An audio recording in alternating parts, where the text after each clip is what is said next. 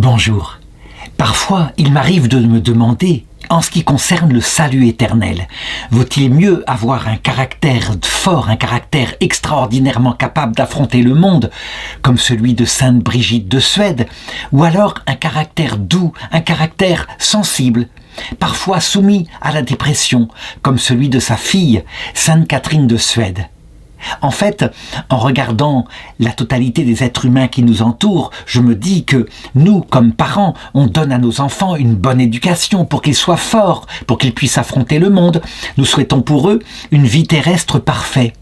Mais, en regardant les erreurs que font certains parents, lorsque par exemple, ils gâtent trop leurs enfants, ou alors, parce qu'ils ont trop de force, ils empêchent qu'ils prennent leur pleine dimension psychologique et spirituelle, je me dis que quelquefois, ces personnes-là, plus sensibles, fragiles, ayant à se battre contre elles durant toute leur vie, avec des faiblesses, quelquefois je me dis que, en fait, pour ce qui concerne la vie éternelle, elles sont beaucoup plus préparées. Elles découvrent très vite qu'elles ont besoin d'un sauveur, qu'elles n'arrivent pas à se sortir seules. Eh bien, je voudrais dans cette vidéo comparer justement le destin de la mère et de la fille et regarder la vie de Sainte Catherine de Suède, qu'on définit comme étant la fille de Sainte Brigitte. Regardons d'abord son origine. Elle naît en Suède en 1331. À cette époque-là, la Suède était un pays catholique, parmi tous les pays d'Europe catholiques, mais catholique depuis peu de temps, peut-être un peu plus de 300 ans. Il faut se souvenir que, avant sa conversion, et puis quand l'évangile a pénétré peu à peu dans les âmes des Suédois, les Suédois étaient en fait les ancêtres des Vikings, ceux qui pillaient les côtes européennes avec leurs fameux dracars.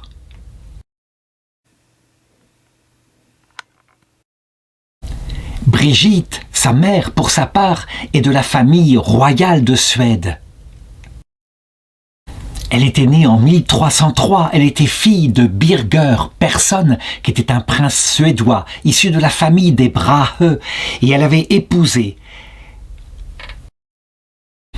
à l'âge de 14 ans, Ulf Gudmarsson, qui était un prince et sénéchal de ce royaume. Donc on peut le dire globalement, Brigitte de Suède était véritablement une princesse suédoise, voire une reine.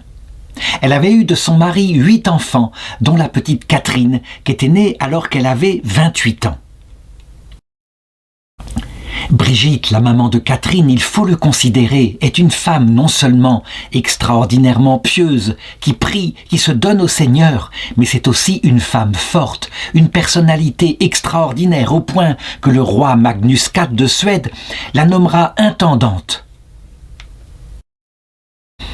Elle arrive à entraîner tout son monde avec une énergie extraordinaire et son mari aussi, dans la foi chrétienne, leur montrant que la vie est un pèlerinage qui se termine à ce qui doit demeurer pour l'éternité, l'autre monde. Et donc, en 1342, elle arrive à entraîner son mari en pèlerinage à pied vers Saint-Jacques-de-Compostelle.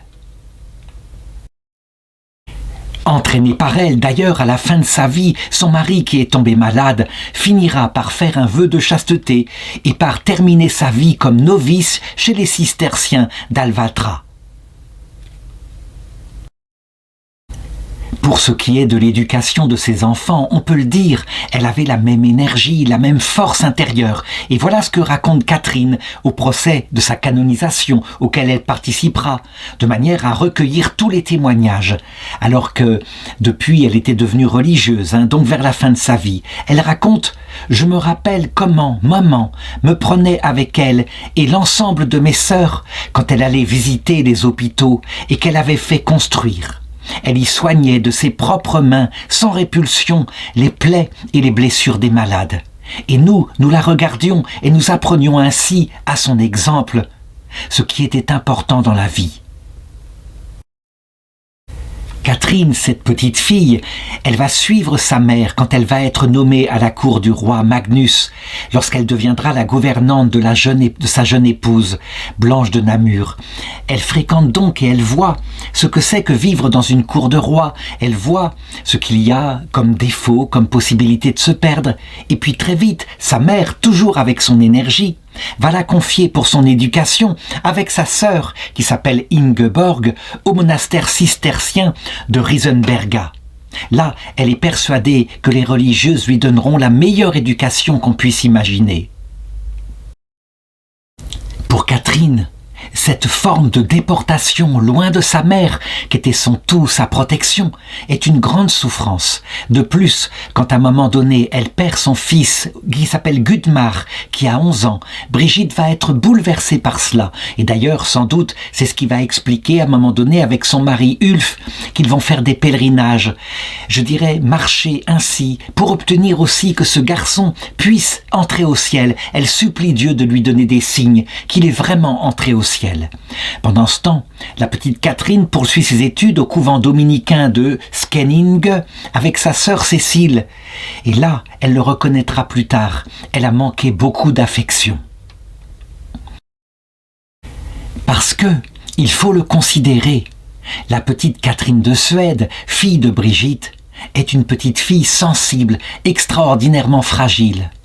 On raconte pourtant que dès son enfance, elle avait comme sur elle le don du Saint-Esprit qui était marqué. Par exemple, elle avait deviné à un moment donné que sa nourrice, celle qui lui donnait son lait, eh bien, était une femme qui péchait, qui vivait en état de péché. Et donc, comme mue par une onction du Saint-Esprit, elle avait refusé son sein. C'était un signe de l'élection de Dieu. En tout cas, c'est ce que ses parents avaient cru constater. Et puis, par la suite, durant son enfance, elle avait connu de fortes angoisses. Elle avait attribué ça à des attaques du démon. Il lui arrivait de faire des cauchemars, d'être attaquée comme cela, la nuit, par le démon, camouflé sous forme d'un taureau qui voulait se précipiter sur elle et l'écraser. Est-ce qu'on peut parler ici d'une attaque du démon, ou est-ce qu'il ne s'agit pas plutôt simplement d'une petite fille fort sensible qui fait des cauchemars parce qu'elle a besoin de la tendresse et de la protection de sa maman? Peut-être ces cauchemars-là viennent aussi du fait que sa maman n'hésite pas à lui raconter ce qui lui est donné comme prophétie, des prophéties qui seront célèbres par la suite, les fameuses prophéties de Sainte Brigitte, où elle voit comment il est essentiel de tout tourner vers la recherche de ce qui est la perle de notre vie, la recherche du Seigneur. Dans ses révélations, Sainte Brigitte dit, si simplement, dans sa vie, simplement, de manière confiante, on dit ne serait-ce que quelques prières, on est sûr et certain d'être accueilli par le Seigneur en personne à l'heure de sa mort. Elle donne toute une série de promesses comme cela, mais elle insiste aussi sur la présence du démon qui est là, tel un lion, capable de dévorer, prêt à nous attaquer dès que nous baissons notre garde. Ceci a pu effectivement, quelquefois, influencer la sensibilité de cette petite fille, la future Sainte Catherine de Suède. Donc, en 1345, son père revient de son pèlerinage avec sa femme à Saint-Jacques de Compostelle. Et là, il a saisi à quel point son devoir de père était essentiel et aussi à quel point il fallait se préparer à la vie éternelle. Il est malade, il décide, je l'ai dit, de passer ses dernières années dans un monastère, le monastère d'Alvatra. Il ne sera que novice, il mourra très vite. Par contre, parce que c'est un bon père, il se soucie de l'avenir de sa fille et donc elle, qui est âgée de 14 ans et demi, nous sommes en 1345, eh bien, il l'invite vraiment, au nom de son autorité de père, à lui faire la joie maintenant de se marier, de trouver un bon mari qui pourra s'occuper d'elle, qui pourra la protéger par la suite. On le sait, Catherine, à cette époque-là, aurait voulu ne pas se marier, mais peut-être aussi pour rester auprès de ses parents, qu'elle aimait de tout son cœur. À 14 ans et demi, on est encore très petit. Même si à cette époque-là, on est adulte beaucoup plus vite qu'à notre époque. Toujours est-il que par respect pour son père, qui est malade, elle va accepter sa volonté. Et donc, elle va se marier à cet âge-là avec un homme extraordinairement bien choisi, évidemment. Ce n'est pas une brute, c'est un homme très sensible, très délicat, qui va la respecter. Il s'appelle Edgar Liderson. Il est d'ailleurs invalide. Il a quelques difficultés. Et donc lui aussi a beaucoup souffert, sans doute, dans ce pays où sans doute la virilité est encore très cultivée. Mais quand il va épouser cette jeune fille qu'il remarque, qu'il regarde avec admiration, elle est si belle, elle est si lumineuse, eh bien, jamais jamais il ne va se décider à la toucher physiquement. Quand elle lui confie son désir d'être vierge, de rester vierge, de se consacrer à la prière, il va la respecter profondément. On a donc là, une fois de plus, un de ces mariages chrétiens, un mariage vécu authentiquement, mais dans la virginité. Certains se demanderont peut-être, mais tout de même, l'Église catholique, elle dit que le mariage doit être consommé pour être célébré. Il y a le consentement mutuel à l'Église et puis il y a le signe qui le réalise, l'autel qui est le lit conjugal. La réponse c'est que le mariage doit être consommé pour être rendu valide quand les époux ont d'un commun désir, le désir de le consommer, de donner la vie à des enfants. Mais là, lorsque d'un commun désir, ils veulent s'engager dans la virginité, il est évident que leur engagement est tout à fait valide. Et donc, on considère que, tout en étant vierge, Sainte Catherine de Suède était une femme mariée. Quelque temps après son mariage, le père de Catherine décède. Et pour sa mère Brigitte, c'est évidemment une grande douleur. Elle a maintenant au ciel non seulement un petit garçon qui est parti très jeune à l'âge de 11 ans, mais maintenant son mari. Toujours est-il que sa première idée, c'est de se retirer, bien sûr, dans la vie monastique auquel elle aspirait. Il faut dire que, depuis fort longtemps, elle vivait dans la prière et dans les pénitences. Elle se retire donc d'abord à Alvatra, là où était son mari, et puis quelque temps plus tard, avec l'argent que lui a laissé ce mari, elle décide de fonder un monastère à Vallstena. Ce monastère qui sera célèbre par la suite, les fameuses sœurs brigitines. Les sœurs brigitines qui sont d'abord et fondamentalement, à cause de leur fondatrice, un ordre contemplatif, qui porte d'ailleurs sur la tête, et c'est très étonnant, une sorte de voile très reconnaissable avec 5 marques et une au sommet. 5 marques qui sont les 5 plaies du Christ. Les sœurs brigitines, qui disparaîtront à un moment donné et qui seront refondées au XIXe siècle, eh bien, voici à quoi elles ressemblent actuellement. Catherine, elle le dit à son mari Edgar, elle est en admiration devant sa mère. Effectivement, la voir ainsi, avec ses décisions, avec cette force intérieure, elle l'admire. Elle la voit rentrer au monastère, mais elle le reconnaît auprès de son mari. Son mari qu'elle aime de tout son cœur, dont elle va s'occuper, bien sûr, durant ces années. Elle ne voit pas tellement, elle, quel est son avenir, comment elle pourrait servir du mieux qu'elle le peut l'Église. La personnalité de Catherine est fort sensible, on le remarque, fort hésitante même parfois. Mais son mari l'adore, et quand Brigitte, à un moment donné, en 1349, part pour l'Italie dans un grand pèlerinage, il remarque que sa femme, évidemment, est comme déstabilisée par le départ de sa mère, comme si elle était fort dépendante d'elle pour recevoir les bons conseils. Ce mari, qui est un homme adorable, évidemment, qui ne veut que le bien de sa femme, eh bien, il va l'autoriser, cette année-là, en 1349, à partir à son tour pour rejoindre sa mère à Rome. L'occasion est effectivement tout à fait indiquée, puisque nous sommes cette année, 1350, durant une année sainte. Et donc, c'est l'occasion de se rendre auprès des martyrs du début de l'Église, sur le tombeau des apôtres. Elle part donc en pèlerinage avec la bénédiction de son mari, et elle arrive à Rome en 1350. Elle est très jeune, elle a 20 ans simplement. Je voudrais m'arrêter ici. Chacun devine évidemment qu'elle était portée sur Rome par l'angoisse d'être séparée de sa mère, qui était un peu son repère. On peut se demander si elle n'avait pas abandonné quelque peu son devoir auprès de ce mari qui était fort diminué. La réalité, c'est que tout cela s'est fait évidemment dans un amour mutuel. Ce mari était suffisamment sensible, ayant lui-même souffert, pour la bénir. D'ailleurs, à peine était-elle arrivée à Rome qu'elle apprit, par des nouvelles qu'arrivaient de Suède, que son mari venait de décéder. C'est pour elle, une fois de plus, un grand choc, et elle se demande, effectivement, si elle a bien fait ainsi de l'abandonner dans ce passage vers l'autre monde qui était si important pour lui. Est-ce qu'il n'aurait pas voulu avoir auprès de lui son épouse ? Les nouvelles arrivent qui indiquent qu'il est mort tout à fait pieusement, qu'il est mort entouré, véritablement, avec les sacrements de l'Église. Sa mère est là, une fois de plus, Sainte Brigitte, pour la rassurer. Et pour lui demander même, de rester auprès d'elle, parce qu'elle peut ainsi s'occuper d'elle. La grande inquiétude de Sainte Brigitte pour Catherine, ce n'est pas la fragilité de sa foi est absolument forte, rayonnante, mais c'est la fragilité de son tempérament. Elle voit qu'elle doit la protéger et lui donner toutes les armes qu'il faut pour qu'elle se développe, pour qu'elle se fortifie. Le séjour à Rome, auprès de sa mère, dans une maison, là, va être à la fois une bénédiction et des années véritablement d'inquiétude. Il faut savoir en effet que, à Rome, sa mère participe à tous les pèlerinages, et en tout cas durant cette année sainte. On la voit très souvent qui entraîne sa fille sur les lieux où il y a eu des martyrs, au Colisée par exemple. Et Catherine, quant à elle, elle suit bien volontiers sa mère, dont elle reçoit tous les conseils.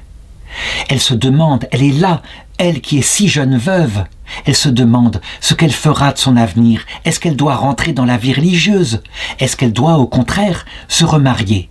C'est une vraie difficulté, d'autant plus que sa beauté absolument sublime, ses beaux cheveux blonds qui viennent de Suède, dans les rues de Rome, font un effet absolument stupéfiant. Et les jeunes Italiens, les nobles en particulier, qui sont là, qui estiment qu'une femme qu'on aime, on doit être capable de lui montrer son amour, non seulement en lui faisant la cour, mais quelquefois, si elle est timide, si elle n'ose pas se marier, carrément en l'enlevant. C'est une sorte de légende qui court ainsi dans les milieux de Rome, chez les jeunes garçons, qu'une femme est timide qui dit non. En réalité, quelquefois, ça veut dire oui. Et cette légende se répandra jusqu'à notre époque. Catherine, quant à elle, non. Elle voudrait, pour le moment, faire son veuvage. Elle voudrait aussi, se déterminer comme il le faut, avec les conseils de sa mère, pour sa vocation future. Elle aura donc plusieurs propositions, et à chaque fois, elle les déclinera. Au bout d'un certain temps, elle comprend qu'il faut qu'elle cesse de porter les vêtements, les beaux vêtements qu'elle porte depuis la Suède, qu'il faut qu'elle porte des vêtements pauvres, pour ne plus être remarquée par les seigneurs italiens. Notre petite Catherine, fragile, sensible, est attaquée particulièrement parce qu'elle appelle ses démons et qui ressemble quelque peu à une forme de dépression que nous appellerions peut-être une sorte de nuit intérieure, parce qu'elle n'a pas de réponse. Elle prie, elle supplie la Vierge Marie en particulier de lui dire ce qu'elle veut pour elle, là où doit être son destin. Et pour le moment, elle n'a pas de réponse. Alors, parce qu'elle constate en elle la fragilité de son être, comment elle est faible quand elle se tourne vers le Seigneur, comment elle aurait besoin tellement de sa présence et d'une réponse plus palpable, elle tient en dur esclavage ce corps magnifique que Dieu lui a donné, de manière à ne pas céder aux tentations de sa propre chair. Elle se flagelle, dit-on à cette époque-là, elle veut faire du Seigneur son divin modèle. Elle admire la force de caractère de sa mère qui, elle, dort carrément sur une couche de terre et qui se sert de cailloux comme d'oreiller la nuit, tant elle pratique sur elle une ascèse très très dure. Elle essaye de l'imiter comme elle le peut, mais elle n'a pas la même force intérieure. Je dirais que fort heureusement, on le voit, ces épreuves intérieures qui vont rendre son âme extraordinairement sensible, douce.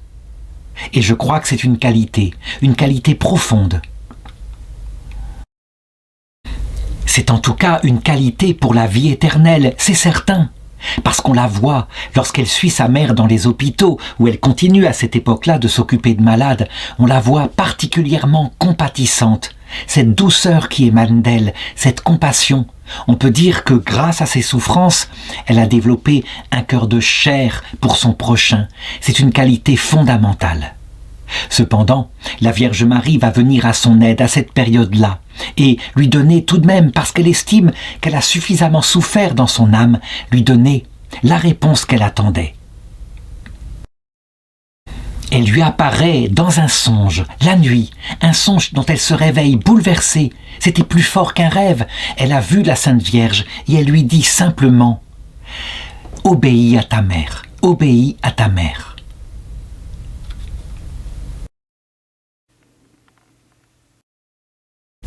Je voudrais m'arrêter ici sur le conseil de la Sainte Vierge, celui qu'elle lui a donné. En réalité, nous le voyons bien, Sainte Catherine de Sienne n'est pas comme sa mère faite pour se diriger seule dans la vie. C'est une femme fragile. Et donc, en lui demandant d'obéir à sa mère, de se mettre sous sa direction, elle lui donne un peu la force dont elle a besoin. Et à partir de ce moment-là, on peut le dire, Sainte Catherine suivra chacune des initiatives de sa mère en épousant totalement et avec amour les causes qu'elle voudra défendre.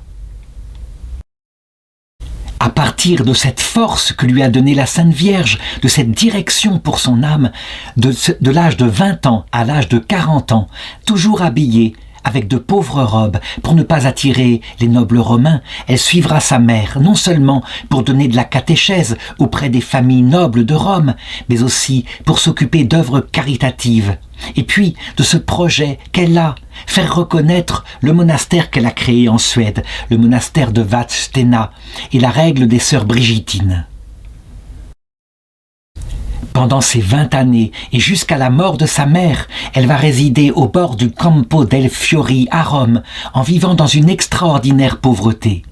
Elle adhère aussi au projet de sa mère qui, elle, supplie le pape, à l'instar de Sainte Catherine de Sienne à la même époque, de revenir à Rome, de quitter le refuge qui est en Avignon. Là encore, je voudrais m'arrêter un instant.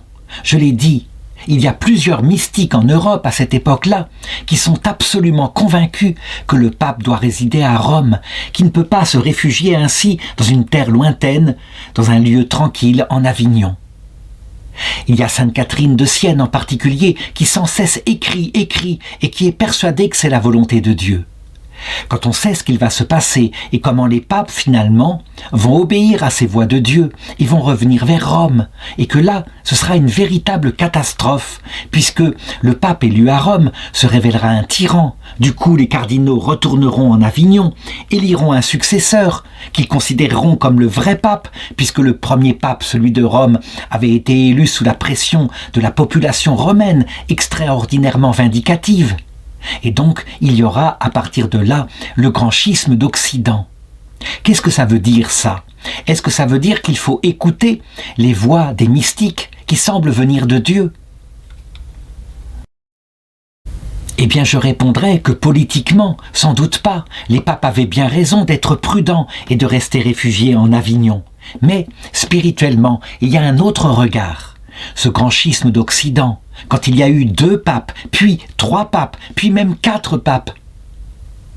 Et l'unité sera enfin rétablie. Ce grand schisme d'Occident montre, une fois de plus, à l'Église, que c'est quand elle est la plus fragile, quand la papauté elle-même est fragilisée par sa division, qu'elle est sans doute la plus forte, que le risque de l'Église, comme d'ailleurs pour ces saintes femmes, quand on est très fort, qu'on produit des œuvres superbes, le risque est évidemment de s'enorgueillir, ce qui fonde une civilisation brillante sur la terre, comme je l'ai dit tout à l'heure, par rapport à notre tempérament, mais ce qui ne dispose pas à la vie éternelle.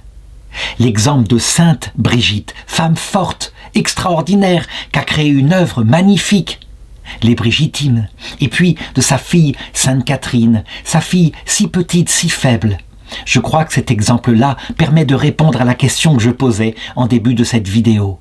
Il ne faut pas s'inquiéter quand on est fragile, qu'on a eu peut-être trop d'autorité, ou peut-être pas assez d'amour, ou l'inverse. Bref, qu'on est plein de fragilité en soi. Quelquefois, on est en train de faire son purgatoire sur la terre. Je voudrais raconter un exemple qui s'est produit alors que Catherine avait 41 ans, donc en 1372, et qui indique à quel point toute sa vie elle restera une femme fragile, mais je dirais disposée à la vie éternelle. En effet, en cette année-là, 1372, Sainte Brigitte de Suède a décidé de partir en pèlerinage à Jérusalem. C'est un pèlerinage extraordinairement risqué, dangereux. Il y a les musulmans. Les croisades n'ont plus la réussite qu'elles avaient à une certaine époque, loin de là. Il faut prendre le bateau. Et c'est vrai, sa fille va la suivre en bateau et le voyage se passe au début extraordinairement paisible. La mer est calme, la Méditerranée facile à naviguer. Un jour avant l'arrivée au port de Jopé, qui quelque part dans cette histoire serait comme l'image de notre arrivée dans la vie éternelle, voici qu'une tempête terrible se lève, au point que les marins eux-mêmes sont inquiets. Ils pensent que le bateau va peut-être s'abîmer au fond de la mer. Il faut regarder le comportement de Sainte Brigitte et de sa fille dans cette tempête. Brigitte est là, semblable à elle-même, parfaitement calme. Le courroux des flots ne peut du tout la distraire de ses prières, de son recueillement. Elle est convaincue de l'intérieur que le voyage va bien se terminer et que personne sur le navire ne périra.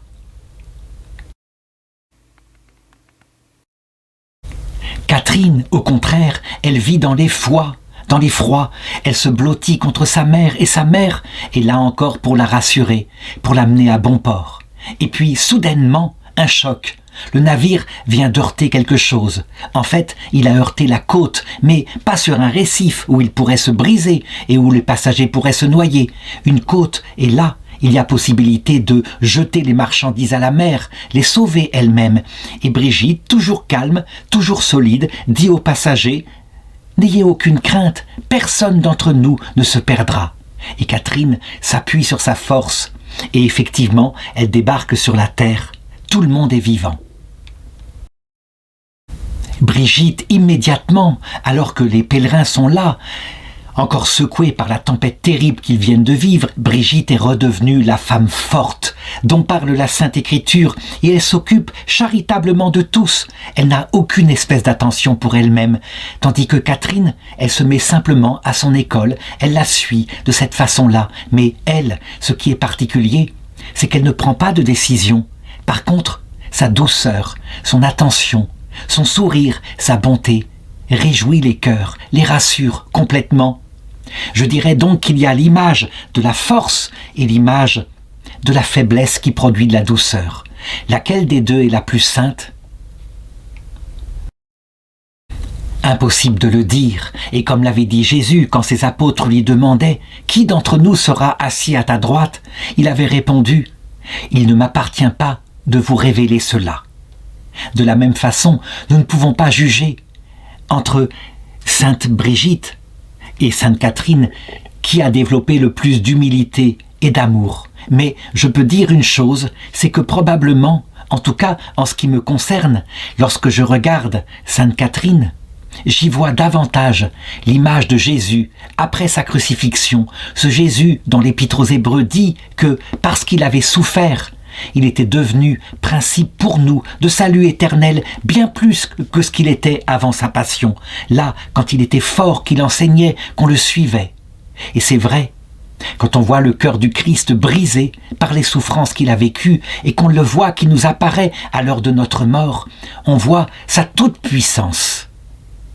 On comprend à quel point il est miséricordieux. Et quand on vient de la grande épreuve, cette chose bouleverse les cœurs les plus durs, me semble-t-il.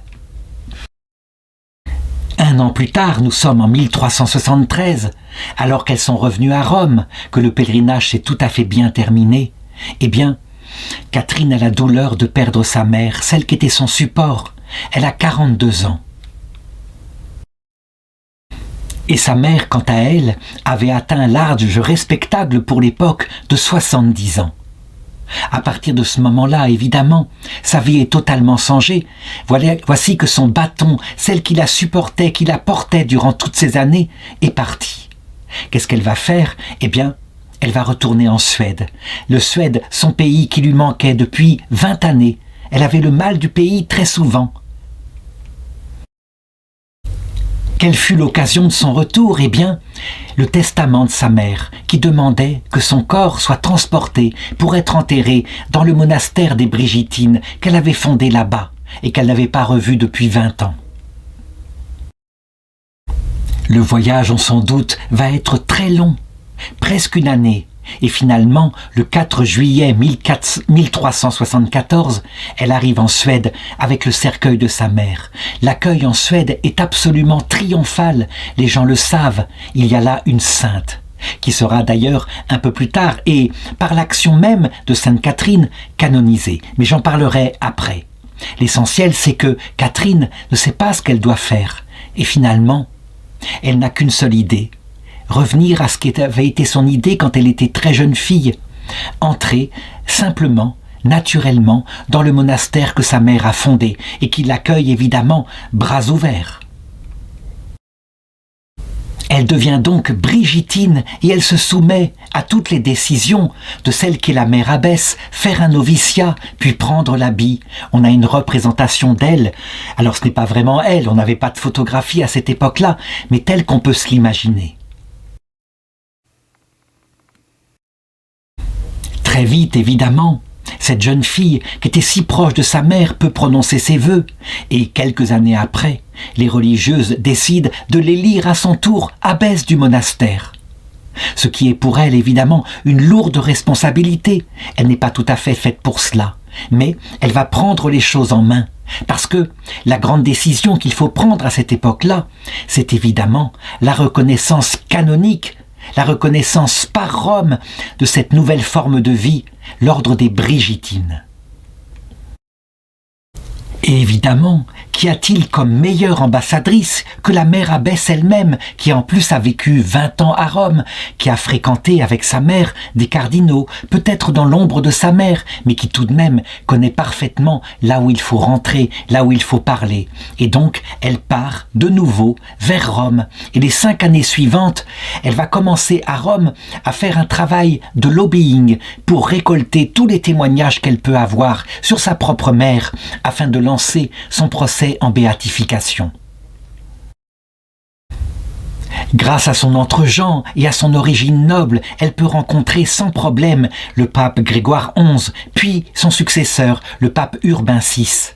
Et il va y avoir d'abord une première reconnaissance de l'ordre brigitain par une bulle qui date du 3 décembre 1378. À cette époque-là, elle a 47 ans.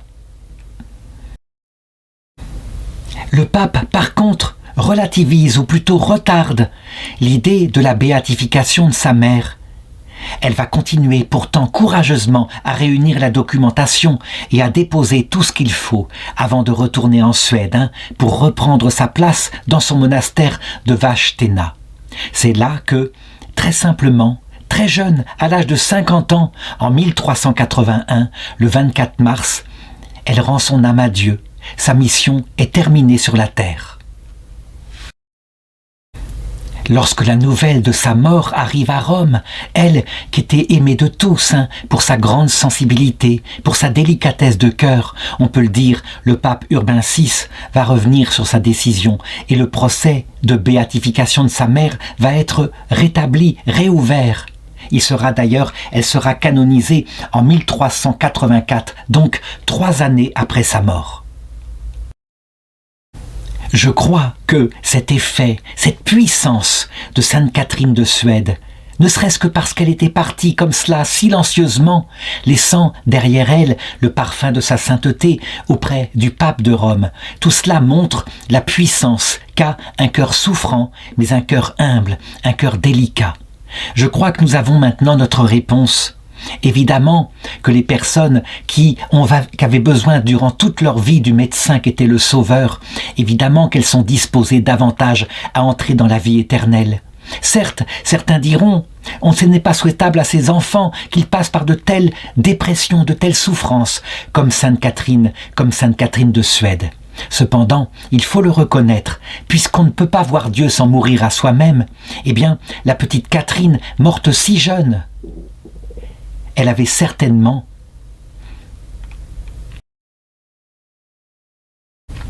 connu la vraie valeur de ses jours, et lorsqu'elle arriva devant Jésus, elle n'eut certainement pas à franchir un autre purgatoire. Elle fut introduite le jour même, donc ce jour du 24 mars 1381, dans la vision béatifique. Il me reste une parole d'elle que je voudrais citer, qui vaut tout un traité, et qui fait quelques mots. La croix, disait-elle, c'est l'échelle du ciel. Pas à cause de la croix elle-même, évidemment, mais à cause de l'effet qu'elle produit dans le cœur. Un cœur tout humble,